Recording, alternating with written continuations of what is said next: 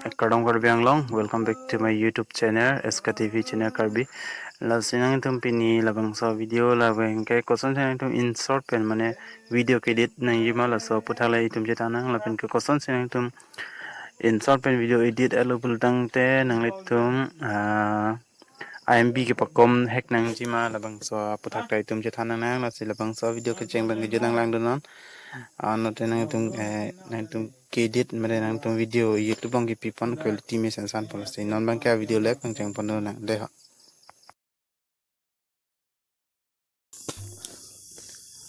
Kardom kado kawe phantame neli aprang si non bang ke kosan se nang tum insert pen video ki jit nei ma la salam si neli non baklang bon pa asan tum aprang si nang tum Play Store long tame nang tum home read non ambar bang da insert long ji insert long nang tum install tang lo tang te nang tum de install s long ji tamon nang tum jo pene tang lo update tang lo tang te itu aprang si bang video editing da video long dama ha nang litum video dama nang ke la new long dama nang tum dama lo tang te nang tum select lang nama nang tum kalau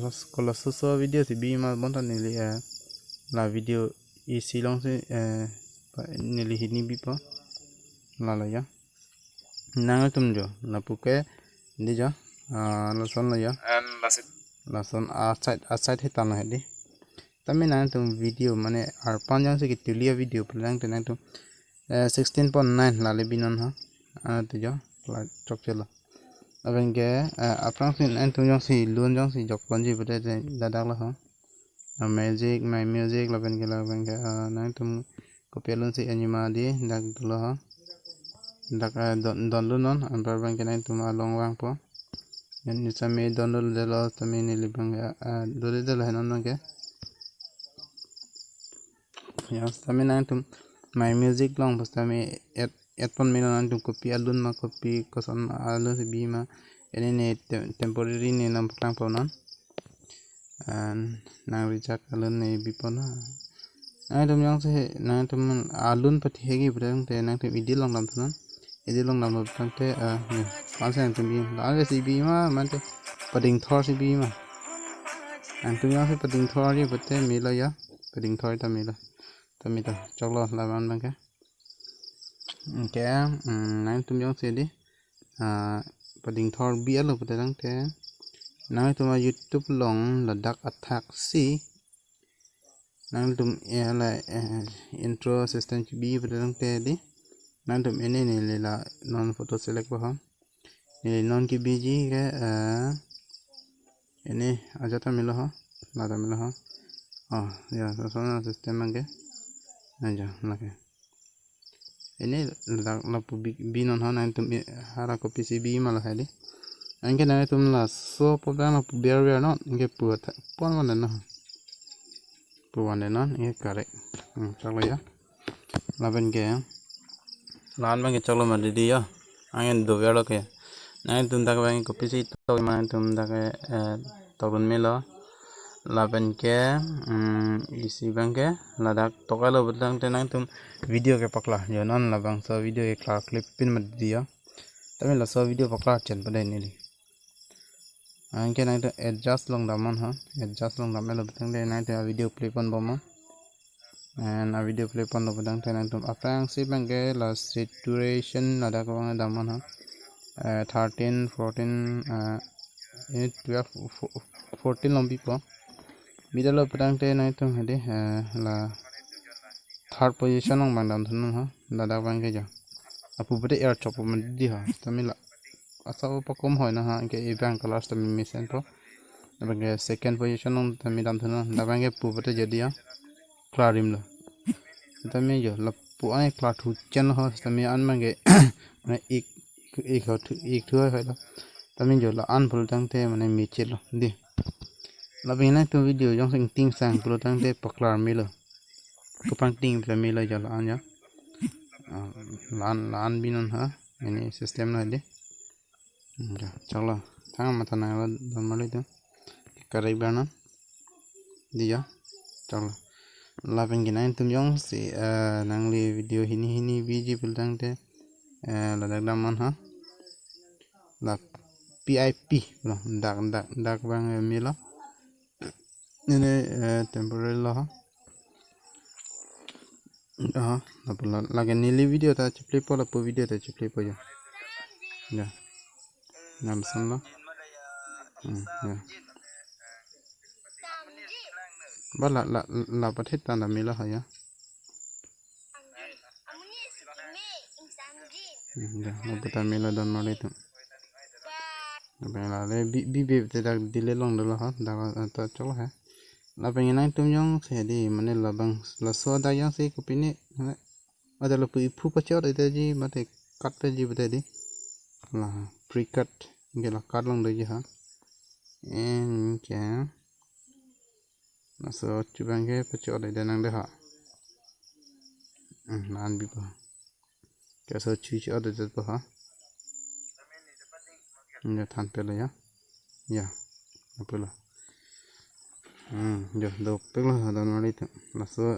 nó này làm mình gì phải đi áp xếp hay bị đào hả xong bị giật bao apa lagi and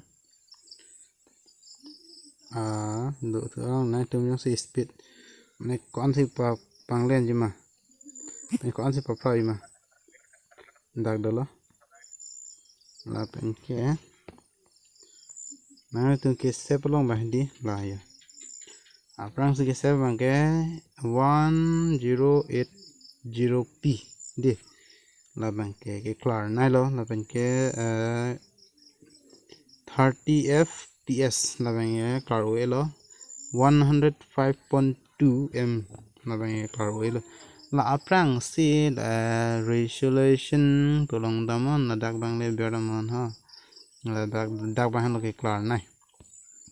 dak bangin lang itu 4K le ani tachok 4K ta me nang tum la le enda tachok en la le enda chok anda klar lo ta me ki klar nai ke la lo mana ki klar nai si nang ibre 4K anon la lo bre se nang tum video mesen post ta me ni la save elo bultang te di nang le tum la save elo bultang te nang le tum apo save non save tang ala bultang te nang le tum along kaprek along so apps and sunan ha we did video cutter and dot di na entonon ha la so apps and lo la so app en koson lo nang tum la bang ke di nang le tum imb pakom na ada jong si 500 MB to kok pode dak bangke 200 MB 100 MB gat po monta quality bangke cloud chen lo quality bangke mesen mane cloud param lo quality mesen lo la se la dak dam ha merge dak dam angge nang litum hadi mane aprang sinang li video ke along dong kolosi bi ma di la dam aprang non ha ke la sang bong long nil non ini ekta senang than po nang litum yong si intro yong si chipi pon ji bende nil intro bi ala ya